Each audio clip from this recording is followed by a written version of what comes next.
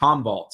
So the last few weeks, this is a company that probably doesn't get as much attention as maybe it should get, but with Rubrik's recent IPO, Cohesity's recent announcement of making a huge deal with Veritas, data protection's hot, and data protection and access to data, security, cybersecurity, cyber resilience, as a lot of people are calling it, is a hot topic. We saw a blowout IPO from Bipul Shah and his team at Rubrik, and we're starting to see a lot of interest.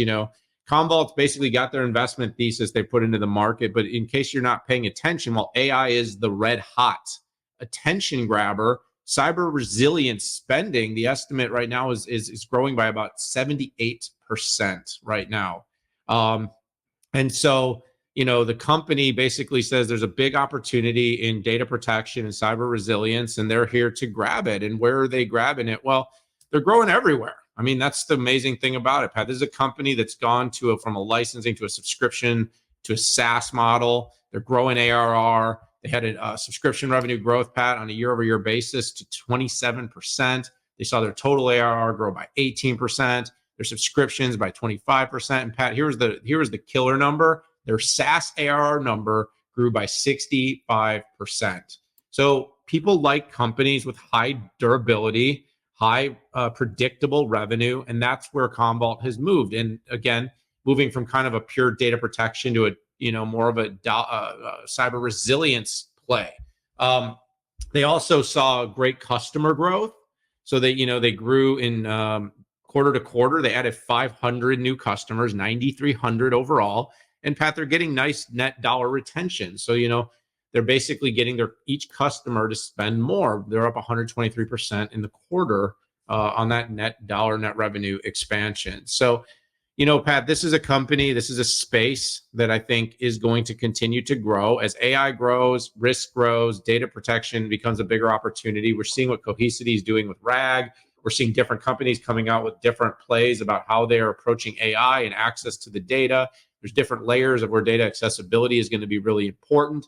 And then companies are going to be looking at, the speed of recovery, the security levels, the intelligence that's available, and of course, which solution offers the best TCO. Commvault believes that it offers the best TCO, and of course, the others would probably tell you the same thing. But strength of growth, strength of ARR, strength of customers, and net revenue expansion, we're all very, very positive here, Pat. And so I think Commvault is setting up to become much, much more interesting, and a company I expect us to talk more about here on the show.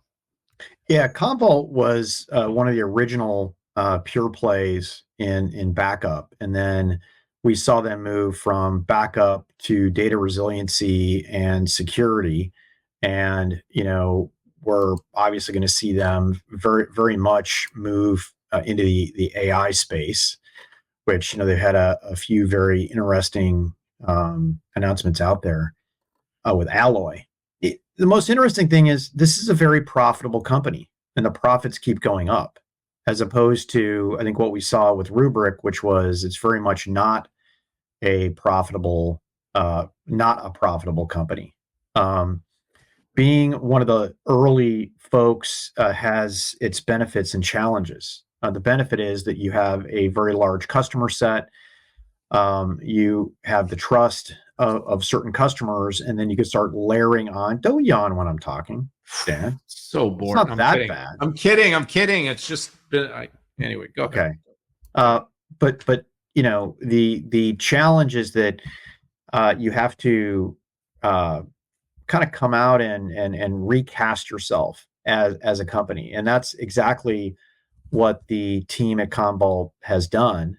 With a lot of branding, with a lot of marketing. But if it was that type of just marketing without delivering the goods, it would be very different. And like you so astutely said, if you look at the subscription revenue curve, if you look at total ARR on a dollar basis, it is pretty exceptional. Subscription ARR, SaaS ARR is exceptional. And it looks like the pipeline keeps going on the subs because customer growth, has gone from literally 5,600 in the first quarter to 9,300 customers in the fourth quarter.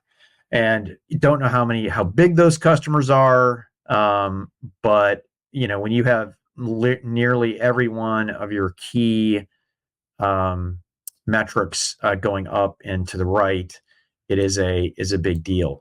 Overall, the market's super frothy, right? Two things going on: ransomware and the sophistication of hackers, and the risk that puts your data at. You've got the fractalization of data across on-prem, edge, private cloud, public cloud, and SaaS. So everything just keeps fractalizing, and whenever you fractalize anything, securing it is much more difficult. Next generation for all these companies is being able to put some sort of data analytics on top of it and query it, like we've seen with Cohesity.